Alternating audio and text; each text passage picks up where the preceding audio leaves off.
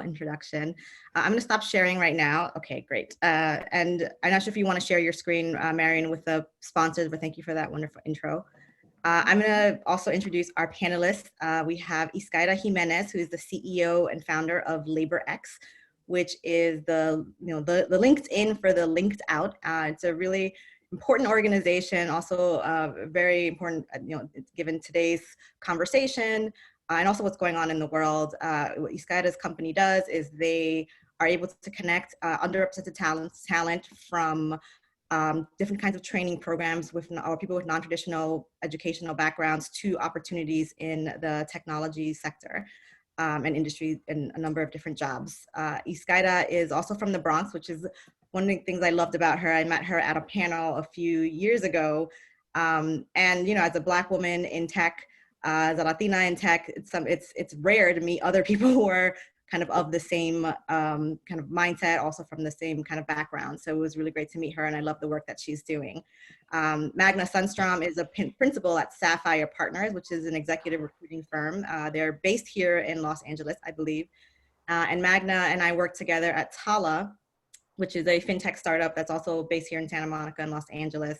And Magna really built our recruiting program at Tala. And it was really great to work with her because she was always looking at things with that equity lens, not afraid to ask some of those really difficult questions, to really question the hiring managers and point out biases in a very kind and friendly way, but also making sure that we were continuing to be intentional about creating a diverse and inclusive company as we were scaling. So thank you both for joining me today. I'm really glad to have you both here. Is there anything either one of you want to add to the conversation or to your introductions before we get going? I think you did a great job. Thank you. All right, thank you so much. All right, so let's get going. So why are we having this conversation today? We're talking about recruiting through an equity lens. So we all know that in the last several weeks, several months, there has been a really big spotlight on recruiting diversity and equity and inclusion in the tech sector, specifically following the unjust murders of George Floyd, Breonna Taylor, and also coupled with a global pandemic that is disproportionately impacting people of color, Black and brown people across the nation. And a lot of companies then after this came out with these statements saying that they were in solidarity with the Black community, that they were really committed to diversity and inclusion in their companies, committed to equity. But at the same time, a lot of companies are asking, how do we do this? How do we do this well? How do we make sure that we achieve success with these commitments? And so I wanted to have this conversation with Yscaira and Magna to talk about, what are some things that are going on?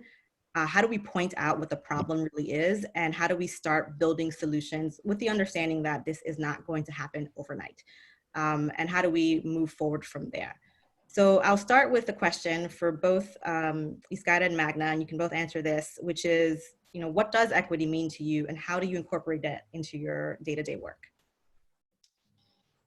I can get started. So thank you all for being here. I know that this is all something that that's going to require all of us reaching equity, and I'm glad, Bonnie, that you're starting the conversation with this. So for me, what equity means in my organization is I take a look at who am I serving, and are the people that I'm serving best served and represented by the people in my organization. And that means a lot of things. That means, are the people who are working here coming from a place of love for my customers and everyone? Do they represent, do they have lived experiences that reflect the people that we're serving? And do they largely serve the demographic? Because we could be serving people that are not part of, my lived experience or my community, but do we have that perspective in our company? And looking at the country as a whole, are demographics representative of the country that we live in? So I think about equity in, holistically in that way. Like, do we love the people that we serve? Do we share lived experiences? And, do they represent the country that we live in? Yeah, Yscaira, wanted to say, totally agree with all of that. When I think about equity and what that means to me, to the organization that I work for, and more importantly, the organizations that I serve in as an outside recruiter perspective. And I heard it described as a consistent state, which I thought was a really interesting way of thinking about equity, of where we want to aim as going to a state where all employees are empowered, all employees have equal opportunities. The reason why I liked that definition, the reason why I kind of have ascribed to that and taken that on as my personal definition, is because a state is really hard to get to, and it has to be consistent. It's something that's consistent. You're always working at it. It's not something that's solved with simple solutions. And it really is something that everybody has to participate in. And so I thought it was a good foundation that I've held on to. Yeah. Thank you both. Those are both are very important, just responses to what the question was, and kind of starting from there, and having described the uprisings in the wake of, what's going on in the world, again, the murders of George Floyd, Breonna Taylor, just in general, anti-Black racism, white supremacy, and the companies making these commitments, specifically the companies, the tech companies and VCs and funders, to make these commitments to hire people of color, retain, promote, et cetera, et cetera. Why have companies had so many problems with this to date? And again, this is a question that I guess we can start with Yscaira on it. What are the problems with the current recruiting processes that exist right now? Yeah, I would say if you look at, I read an article that said that some of the first jobs to be shed at the beginning of COVID were DEI recruiting.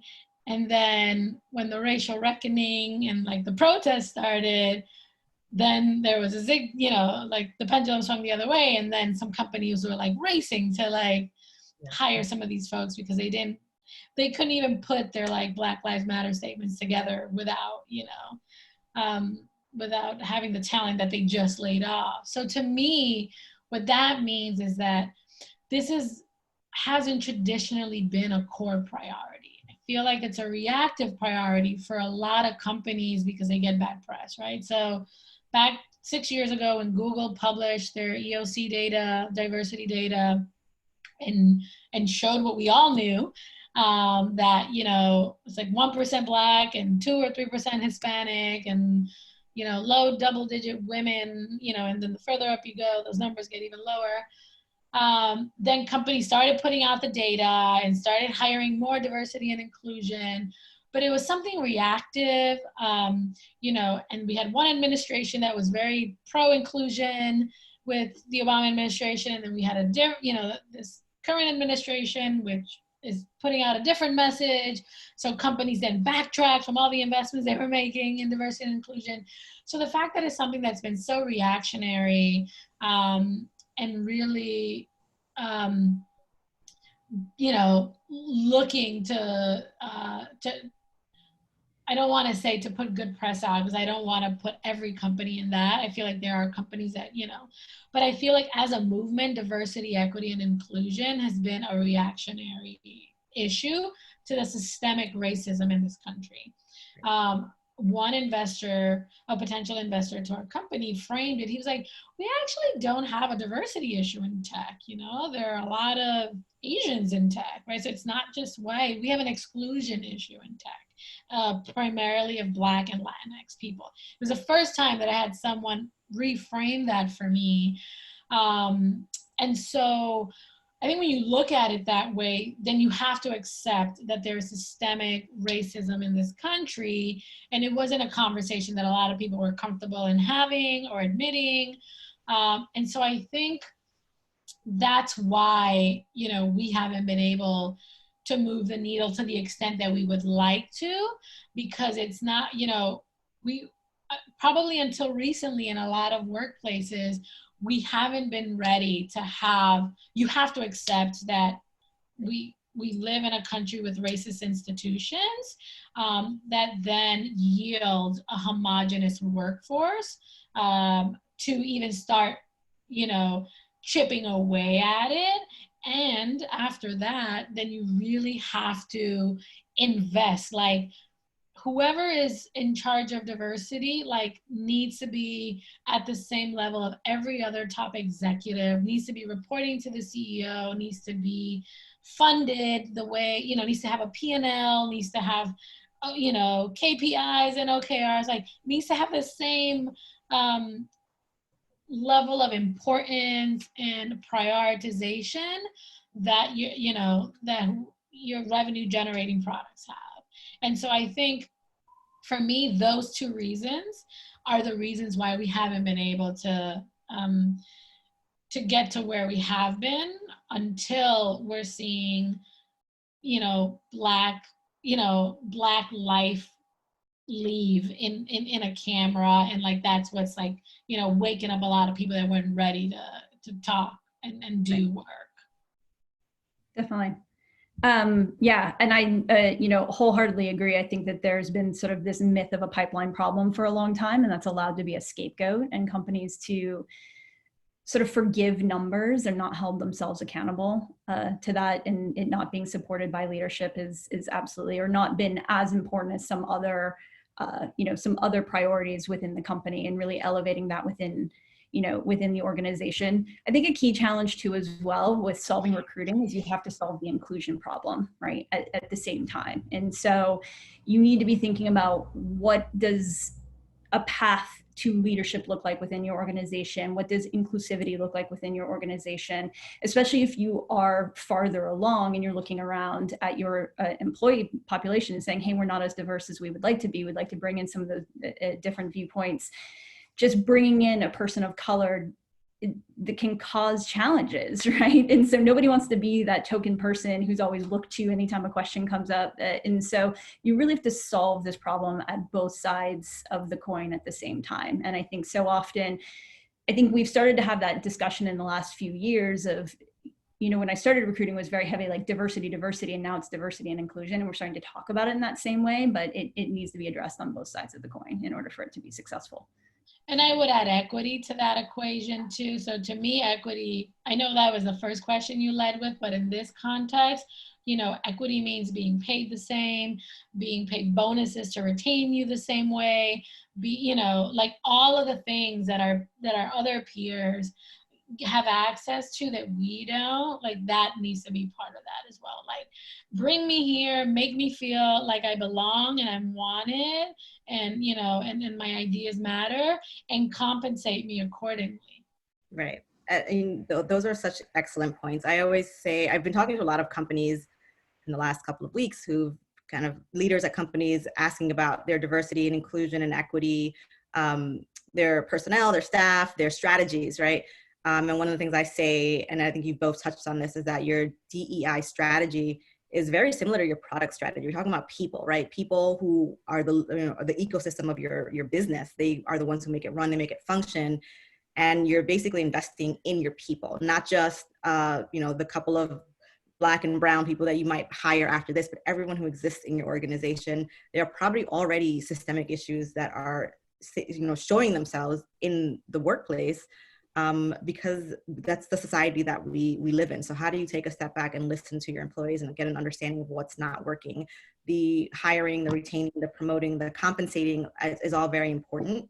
And, you know, a lot of times what people lack is also sponsorship, right? So how do you have that sponsorship and that opportunity to move up the ranks and grow in your career so that it doesn't stop at one point? Because you'll see in different reports that even though some companies might be better about recruiting, you know, Black and brown employees, those numbers really dwindle when you get to the top. Same with women, same with a lot of other different, you know, representative groups.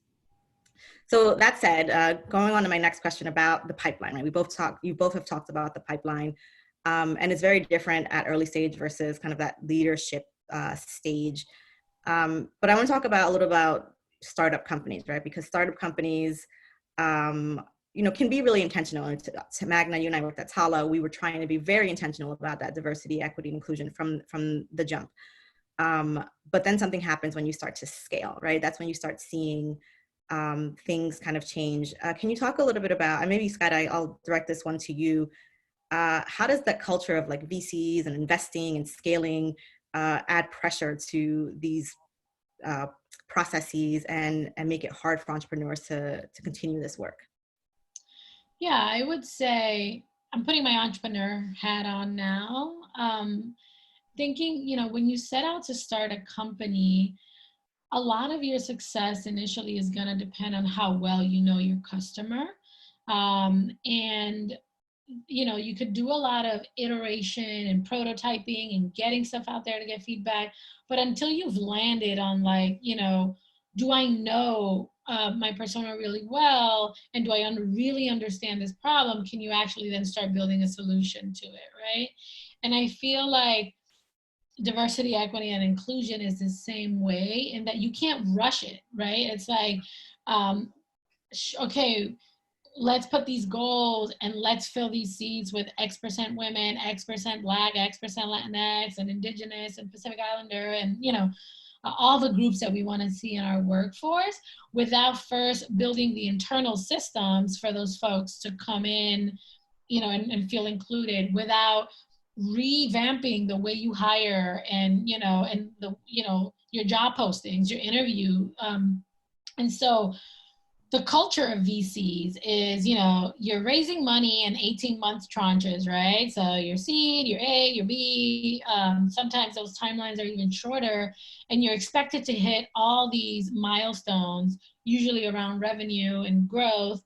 But culture doesn't necessarily work on that timeline. You need authenticity, you need trust, you need credibility, you need systems, you need time to learn and fail. And so I think it behooves, and also we get a lot of pressure from our funders. It's like, I'll give you this money, but you have to use it on X, Y, and Z. And so you have to hire 100 people in the next 2 months so that you can hit these really aggressive targets. That doesn't give you the room you need to actually do it in an inclusive way, and making sure that your pipeline is as diverse as you want it to be. So I would throw this back to, the perspective of an entrepreneur is, the investors hold a lot of responsibility. I think, they hold a lot of power, unfortunately, because they're the ones giving you money. And those who are great will trust you to do what you need to do.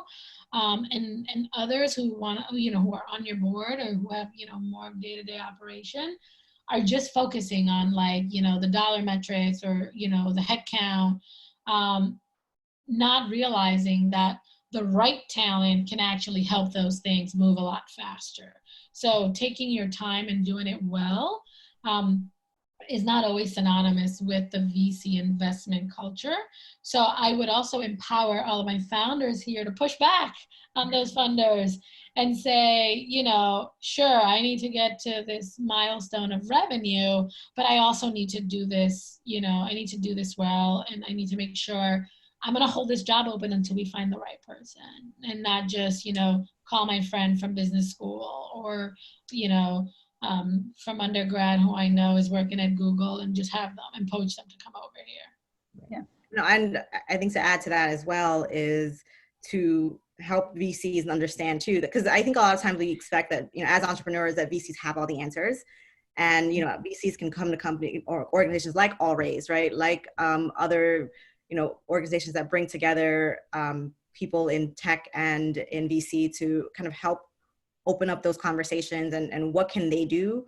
How can we, use this community to help answer those questions, because they are under a lot of pressure as well, but they have a lot of power, right? And so how do you use that power to help promote this work in the startups that you work with? And I've seen that commitment come through piecemeal, but I would love to see it happen at a larger scale as well, because then that could make a really huge difference, right? If you, within a Series A or Series B, say, if you bring on a person, focus on your people team, right? It doesn't just have to be your DEI strategist that works separate from everyone else. Like, how do you incorporate this into your well-being of your overall company?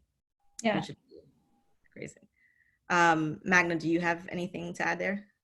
I was just going to say, I think one of the, just like a quick way to, help diversify from a VC lens, that, the deals that you're looking at is just to remove the requirement for knowing somebody in order to get that connection. Like the reality is, our networks are built over the course of a long period of time. They're built over the areas that we grew up in, the colleges we go to, what we bring with us, if we attended a grad school, right? Like all of those different things build your network, where you worked, et cetera. And so, there's many, many studies out there. Your network looks a lot like yourself, right? And so if you rely on referrals internally for hires, or if you rely on referrals for any type of funding from a VC lens, you're gonna see you're gonna see a less diverse population. So being transparent, being open about that, I think there's ways to use referrals in a great way, especially from a recruiting lens. But I think removing that requirement could make a simple, probably change that pretty quickly.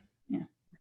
Well, to stay on the topic of referrals, because that's one of the questions around the process, right? Like we've seen that referrals can cause that kind of disproportionate numbers happening in the recruiting game.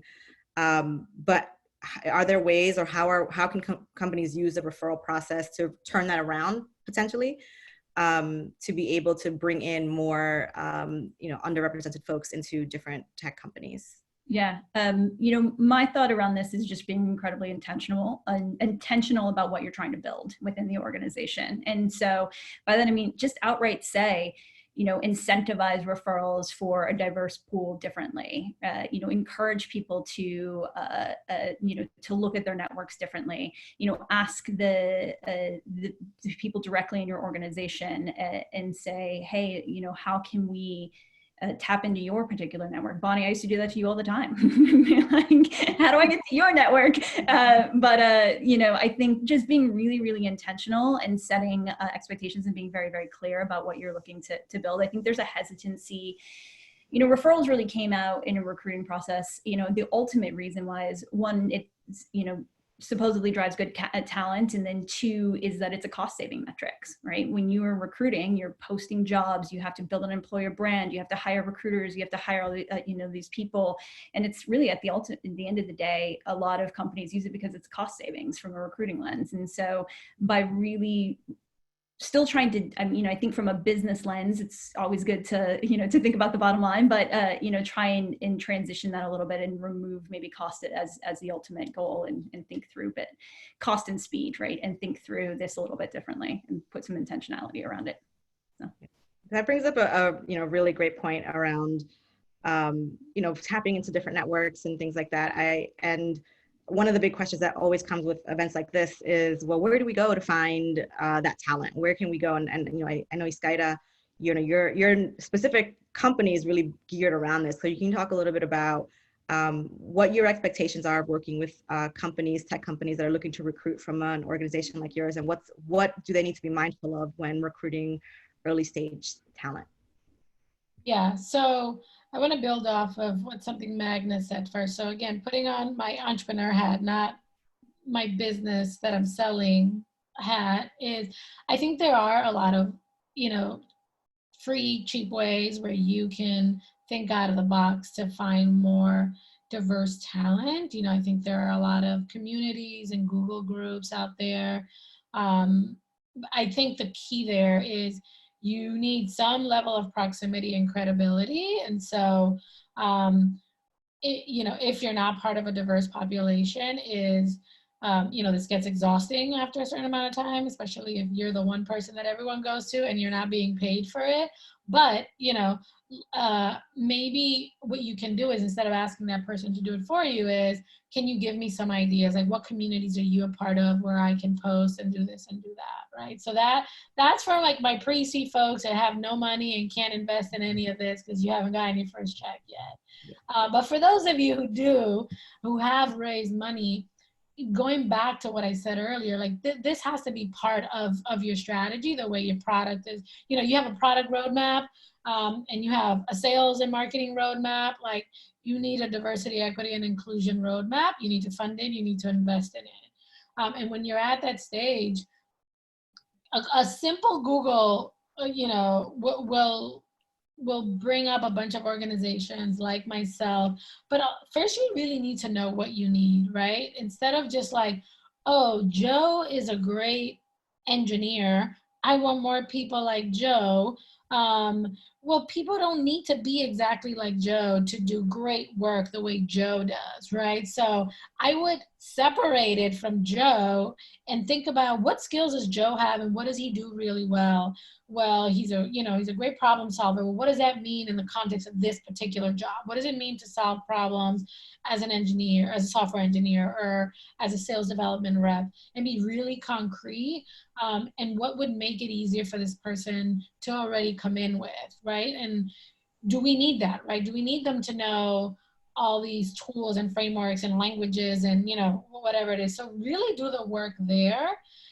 In terms of like what we look for in partner companies is, are you doing that work instead of just like taking a template from another company and just putting together a wish list of what, of the super person you want, and you want to hire them to do 10 jobs, even though you're underpaying them for one job. Just really get really clear on that, because I think language and job description sends a really strong signal to people. And a lot of women and people of color opt out of certain things because they're like, I don't have 100% of these things. I have 80, whereas you have an Asian or a white male have 40% and be like, oh, I'm throwing my resume in the ring. And so your pipeline then looks a little different. So for us, what we look for is the company really willing to do the work? Do they have a growth mindset? Can we give them feedback? So when they give us a job description, can we say, does your job really need a 4-year degree, or can this requirement be flexible? Like, can we just remove it altogether, or can we add language for it to be more flexible, more inclusive? Because that degree requirement right there, you're writing off 2/3 of the workforce, because 2/3 of the workforce doesn't have a degree. So we look for things like that, and then we look at your skills. What is required? What is a nice to have? And what is actually trainable, so that you can get a better picture of the candidate you have coming in. So you go, okay, they have 70% of what's required, 1% of the nice to have, and they actually know some of the things we would train them. So that together puts, a different profile together than just like, let me have this algorithm look for these words, or look for these patterns in resumes, and couple that with a referral, and that's who I'm going to fast track to an interview. Yeah, totally. Yeah, I think I 100% agree. I think being really, really clear about your job description, being very clear about the language you're using. A lot of language is exclusionary, and so people just won't opt in. And if you are using primarily an inbound way of application process to fill your jobs, then you need to really be thinking about that piece out there that's marketing material, right? It's telling you who this company is, what are their values, what is this, what are they looking for? Do I match these? And that will be the determining factor if somebody opts in to that process. And then also ask, again, put it in the job description, say, we want people of color to apply to this job, please apply to this job. And so just directly ask for it. Yeah. Yeah, and I mean, one thing I would add too, in terms of the networks and the referrals and that entire piece as well, is that, I mean, I get asked all the time about like my network and my referrals, and not just from a personal perspective, but also having worked in workforce development back in the Bronx, where houses the poorest congressional district in the nation, right? And we served thousands upon thousands of people during the last recession, and continue to do that. But one of the things through that work that really resonated with me is that community organizations that serve, special populations, specific populations, are very protective of the people they invest in, right? Like you're training, you're spending time, you're investing your money, resources to get somebody job ready, whether it's through a training program, whether it's through some other, set of resources. You're not just going to throw them to the wolves, right? You're not just going to say, oh, go work at this company or go work at that company because we have a bunch of resumes that we're going to throw your way. Companies really have to spend the time to get to know these organizations and understand why they want to build that partnership. And not just look for a stack of resumes. That's not what these partnerships are necessarily willing to do. Because again, if I've invested my time in training someone or helping someone get to a certain position, I'm not going to be like, oh, go work at this company, right? Like I need to know that company, like Yscaira was saying, like Magna, you were saying, is really going to be a place where that person can thrive, where that person can then go start their job and not just be there 30, 60, 90 days. They're going to be there and eventually move up the ranks in that company. So that's something that, you know, I always encourage organizations to look into when they're looking for, where do I go to find, you know, the best talent of, you know, these different communities. It's, you know, it's a process and it's a relationship. It's not just a, you know, kind of grab and take from there.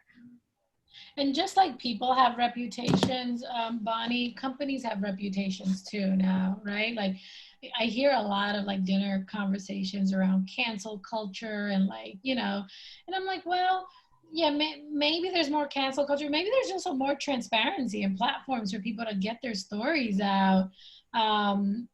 Who, you know, someone who's not as empowered now has a platform to like really say, you know, this might sound like a great company or a great person or a great boss, but actually I didn't have a great experience there. I felt othered. I felt this, I felt that.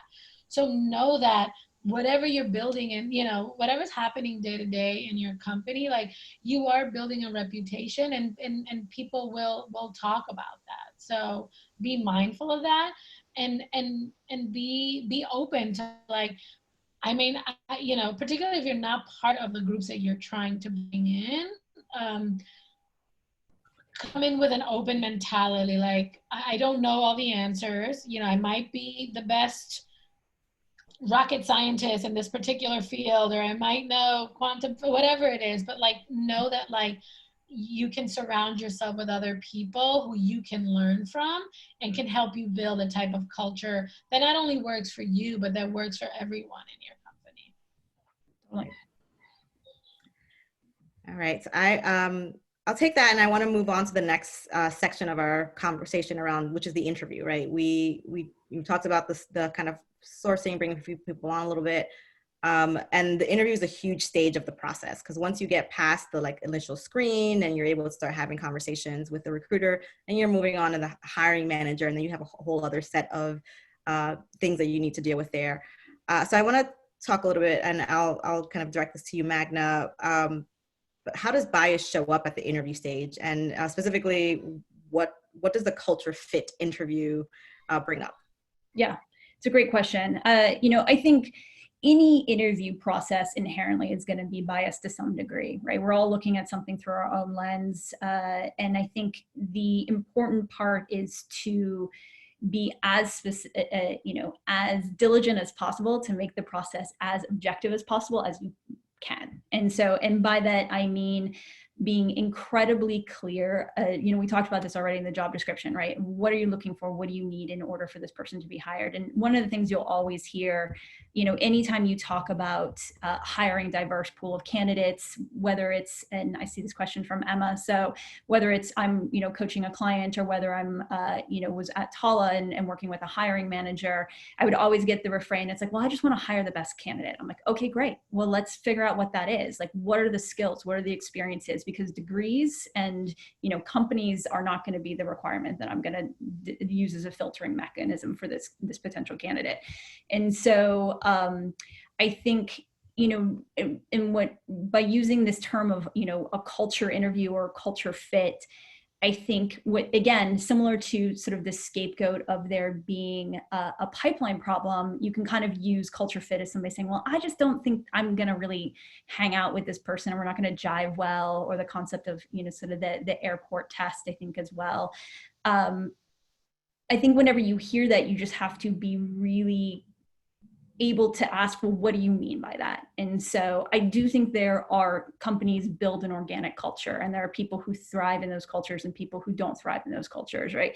You think about something like, you know, I was working with somebody who had a very performance-driven culture, right? And so their style was they paid a small base, but you had this high level, you know, high bonus potential, and the whole entire company worked that way. And but somebody who wasn't going to thrive, who wasn't going to work in that way, was going to do terribly in that culture, in that environment. And so I think being clear of what, you know, I don't mean to say that there's, you know, not organic environments, but if somebody says, oh, this person doesn't, you know, doesn't fit our culture, You know, we just at Tala, at some point we went through an evolution. We were like culture fit at first, then we moved to culture add. And then I just was like, I'm not using that at all as a determining factor, because it just, people were using it as an excuse to sort of disqualify a candidate without it being about skills, without it being about experience, with it really being just about, they didn't have a degree from Stanford, or, you know, like a CS degree from Stanford, or, you know, they didn't fit certain metrics that, you know, this person's vision of what they were looking for. And so I think it's, that was a little bit rambly, so forgive me, but just to bring that back together, it's just being incredibly clear about what you're looking for, challenging when you hear things that are, that don't sound correct or aren't clear in their responses. If you're referring to culture or any type of, this person doesn't fit for XYZ, really kind of dig in and figure out why isn't that person a fit? And is this perhaps a bias that's expressing itself in a certain way? And the last thing I'll say, which has always been my mantra throughout everything, is use data, right? And so use data for everything. Use data benchmark. What are we seeing in the market? What are we seeing, you know, for, you know, in the application process? What are we seeing with people hiring, right? And so just understanding the data is going to be really, you're going to be able to answer any concerns or questions. And I mean, one thing I would also add there is one of the things that we did extensively at Tala was try to define our culture, right? So I also, it's hard to have those conversations or those interviews when you don't even really know what your culture is. And one exercise that I think works really well across the board is, you know, figuring out who's on the mainstream of your culture and who's on the margins. Who are, you know, who, like, not just who as in like individual people, but like, are there certain personality types or traits that are on the margins of your culture? And how are those individuals being served by your overall processes? And how can you bring that information, that data, back into your interview process if you want to understand different personality traits and how they could thrive or how they could add to your overall culture? But when we say culture, oftentimes we really mean this like mainstream culture that many of us are on the mainstream of, but a lot of us are on the margins of, right? And so if we continue using that culture fit interview in that same way, we're going to see more of the same, which is tough. Is there anything companies can do to even maybe eliminate that bias? Or I know you've said maybe eliminate it altogether, which I think is also a great idea. But Yscaira, do you have anything to add there, or anything to? Yeah. So I would say one thing we learned is, you know, the way DE&I usually goes down is you have the CEO or some high-level person kind of being parts of these conversations, taking pledges, making commitments to be more inclusive, whether it's because they care or they care that they're getting bad press, for whatever reasons, right? Independent of intentions. And then it's people who work in recruiting, in people ops, are the ones that are kind of left to execute it. But really all the power is with the middle manager, right? With the frontline manager. So your head of engineering, your head of, whoever is the one that's making the final call on whether that person gets hired or not, and who's going to manage that person. So what we learned is that everyone needs to be using the same language. Everyone needs to be part of the conversation. This is not just the CEO takes the pledge and then Magna, Bonnie, and Yscaira go find the talent and make the whole organization diverse. It's really, you know, all of the coworkers that are interviewing, that are making hiring decisions, that are managing, doing performance reviews, like all that is going to play into it. So we came across a nonprofit that's put out what's called opportunity manager training.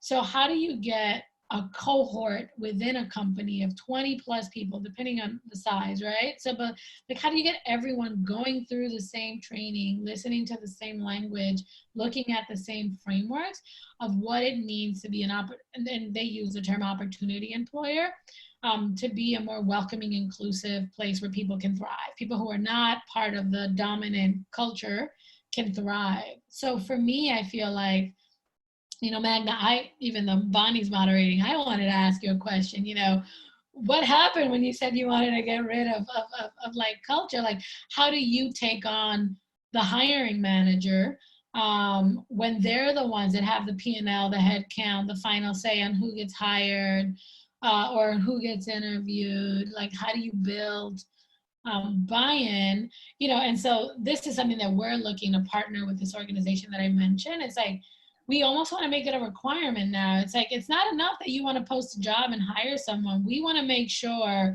that like you're really about this work. And so what would it look like for you to get education, training, and pipeline, as opposed to just pipeline that if you don't find someone to fit your culture, you're going to say, oh, well, that pipeline wasn't good, or like, I didn't succeed, as opposed to like getting the education and the training to be ready to receive this pipeline.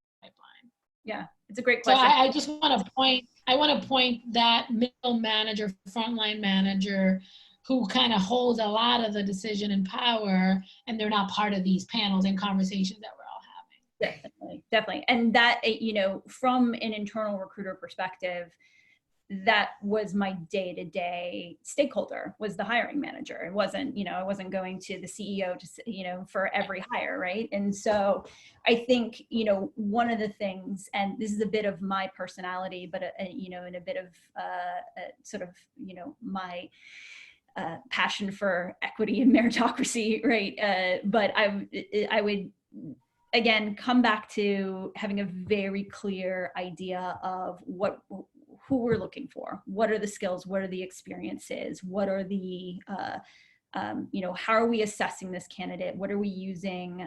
What are the various different tools, right, that we're using? And really kind of having that process very, very clean, having rubrics set up. So, you know, your one is the same as my one, is the same as Bonnie's one, the same as the hiring manager's one. So we all understand what a 1 looks like and what a 5 looks like. And then we would also not allow people to use 3. So they essentially couldn't opt out. They could, you know, they could say, I'm a split, but they couldn't say, I take it either way. So they had to be forced to make a decision.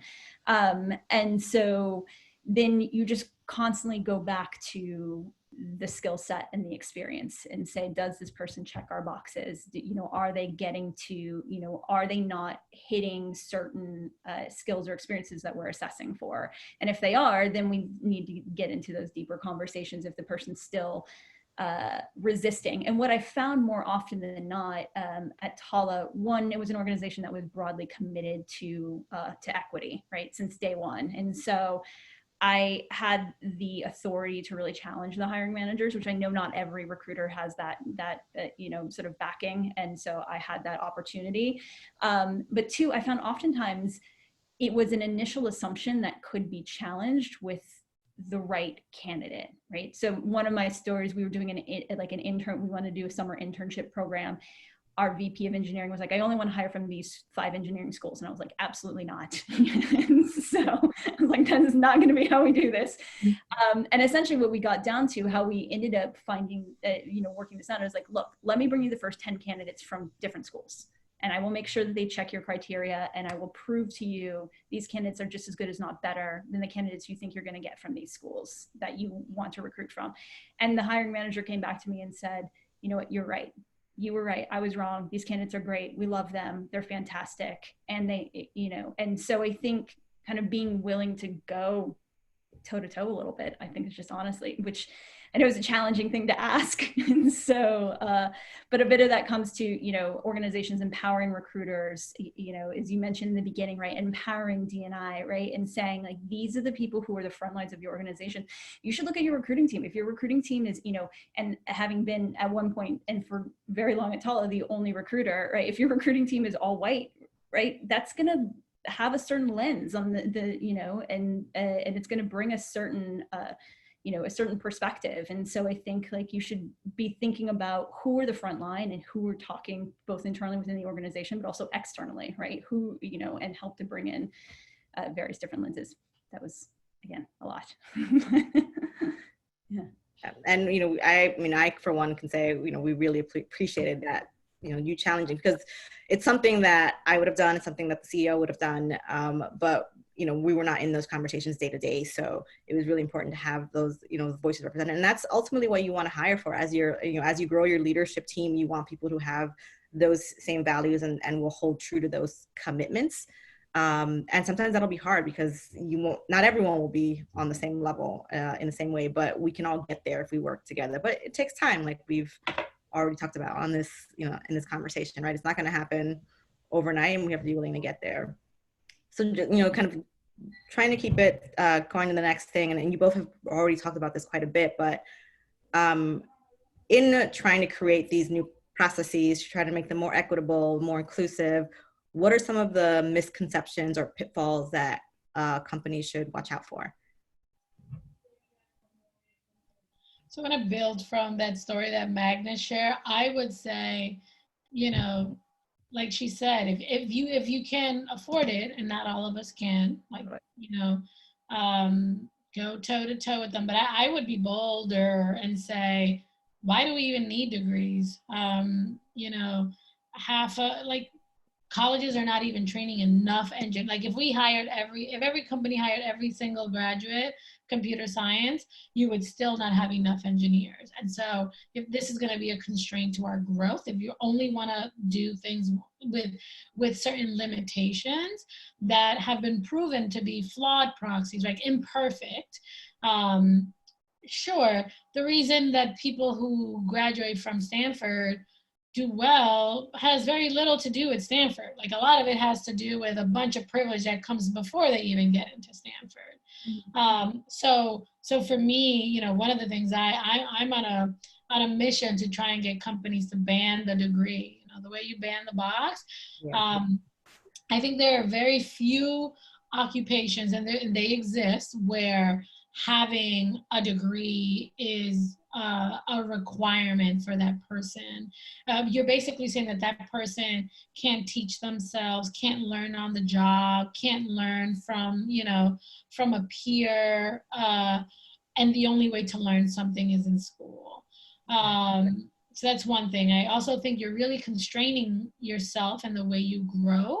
You're also constraining your outlook on the way you're going to build products and campaigns and all the things you're going to need to thrive. So for me, first, it would be the degree. And then second, I would either do away with referrals, or I would equally incentivize, you know, if I'm paying people or if I'm incentivizing them some way to refer me a certain type of candidate, then if gender and race and ethnicity and ability and all those things also matter to me, then I need to incentivize them across the board, or do away with them across the board, but not just incentivize referrals of my networks, you know. So I have a lot more, but I'll just leave it with those two: degrees and referrals. I think if you either do away with them, or you really make them, you know, a meritocracy, or like, you know, everyone's incentivized, then I think you can start seeing some yield, like a more diverse yield to your efforts. Yeah. I also think there's an element of like hiring at the leadership level where I think there's promotion paths internally need to be very cleared up for everybody, equitable across the organization. But if you're hiring externally for a role, we've already talked about it, how you'll see these numbers dwindle the higher you go into the ranks of an organization. So being able to look deeper at somebody's experience and say, okay, you're a senior director, you've never held the VP title technically, but you're probably operating at a VP level. And so because you've been that senior director for 4 years, maybe we're passed up for something that had nothing to do with skill, experience, ability, right? You're, doing your job, just some of those internal challenges, those internal things that we see exist in the numbers that must be happening in order for that to happen. And so I think being the requirement of when you're hiring for leadership of saying like the equal title to title is also, I think, a really, really bad way to hire for your leadership team. And so, and also titling across the organization is broadly different at every organization. So it's about the work that they've done and making it clear about that. So. And Magna, if I can add one more thing very quickly, is approaching this from an intersectional point of view. So we find, for example, some of the companies we work with, it's a lot easier to either start a veteran hiring initiative or like a gender-based hiring initiative. Like, we want to have 40% women.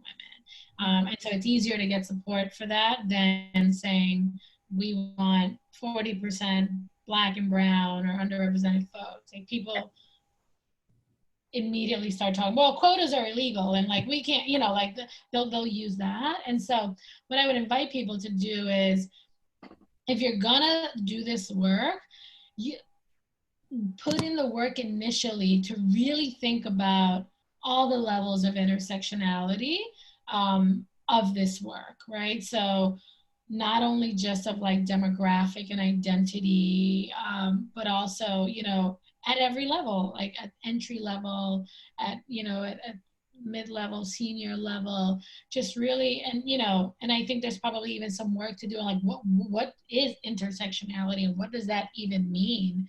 I would just invite people to try and develop these frameworks. From the beginning. It's like, well, if we're going to launch a women's hiring campaign, why can't we just hire like a broader inclusion campaign where we're trying to recruit more women, more Black, more Latinx, more, you know, people with disabilities, you know, all of the things that are relevant, not only to you and the country you live in, but to your core business and to your customers. Wow. Well, I mean, I can have this conversation forever, and I actually do, but you know, I know we have a time limit for this particular conversation. So thank you both for, you know, being so candid and just so open about some of these topics. I want to just go to, and we have some questions in the chat here. So let me see. I think we've probably had some conversation about this, but I'll just go with this one because I think it came up twice. How should approaches to diversity in hiring, i.e. goals, specifics in terms of race, age, ethnicity, avenues and means of recruiting evolve as an organization grows? For example, as an organization of 10, it is hard to be representative and can be very expensive. Plus, we are too small to have a specific DEI employee. I'll let one of you respond to that one. So I thought that was an interesting one. Either of you have? I actually think it's easier to do it when you're smaller than it is when you're bigger. Yeah. I don't know if you agree, Magna. I think you have to sell less people on it. You start to build a shared sense of transformational, you know, like think of culture as something that evolves and will be transformed as you get bigger.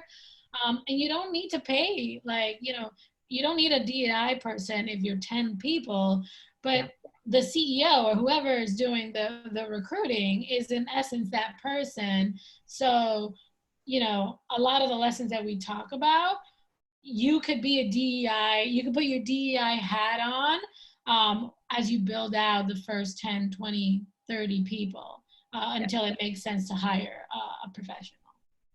Totally. Yeah, and I would just add that, like, you know, you're working really fast at that stage, right? 10 people, it should be included in those job descriptions. Make sure that those are kind of equitable, you know, eliminate that college degree. I completely agree with that one. I went to grad school and I didn't think it was worth it, to be quite honest.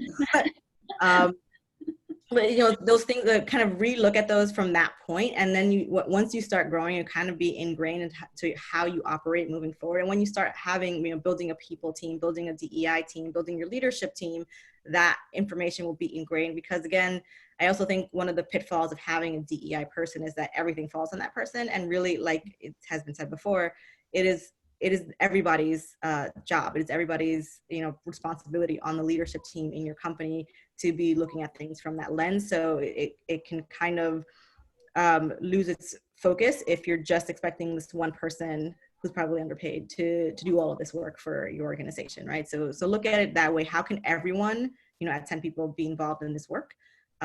Is something that you should talk about in your all hands meetings, your weekly team meetings, whatever you do, so to make sure that is ingrained in the conversation that you have there. Yeah. And I would say always ask the question, right? And so in the small organization, you know, when you're thinking about who are we going to hire next, what's coming down the pike, who do we need in order to make XYZ goal?